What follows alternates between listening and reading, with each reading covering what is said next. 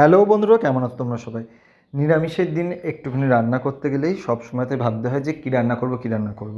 কিন্তু তারপরে যদি সেটা সন্ধ্যাবেলা হয়, সকালবেলাটা মানে কোনোভাবে ম্যানেজ হয়ে যায়, কিন্তু সন্ধ্যাবেলার রান্নাটা কী দিয়ে খাবো, রুটিটা কী দিয়ে খাবো, এটা ভাবনাটা সবসময় আমাদের মাথার মধ্যে ঘোরে।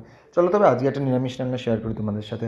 বাড়িতেও দেখলাম যখন হচ্ছে সোয়াবিন ছিল, তাই ভাবলাম যে না, যে সোয়াবিনেরই কিছু করবো একটা। তো সোয়াবিনটাকে ফার্স্টে একটুখানি নুন জলের মধ্যে চুবিয়ে দিলাম। উষ্ণ গরম জলও তোমরা ইউজ করতে পারো, আমি ঠান্ডা জলেই চুবিয়ে দিচ্ছি, তো আমার হাতে প্রচুর সময় ছিল, আমি চুবিয়ে দিয়ে কাজে বেরিয়ে গেছিলাম।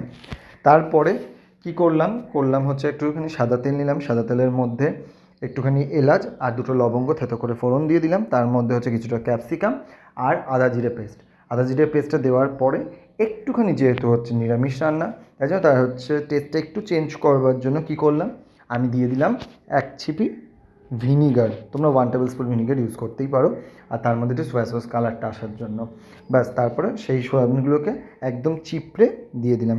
ব্যাস, তারপরে একটু নাড়াচাড়া করলেই রেডি হয়ে যাবে। এটা খুব ইজি, খুব ভালো টেকনিক। আর আমি নামানোর আগে 1 টেবিল স্পুন কি 2 টেবিল স্পুন মতো তোমরা চাইলে দিতে পারো, আমি দিয়েছিলাম টমেটো কেচাপ। বাট আর তোমরা চাইলে টমেটো পিউরিও দিতে পারো, আমার কাছে ছিল না যেহেতু টমেটো বাড়িতে, সেই জন্য দিয়েছিলাম। ব্যাস দেখো, ফুটেও গেছে। হার্ডলি আমি তোমাদেরকে বলতে পারি যে এই রান্নাটা করতে 10 থেকে 15 মিনিট সময় লাগবে।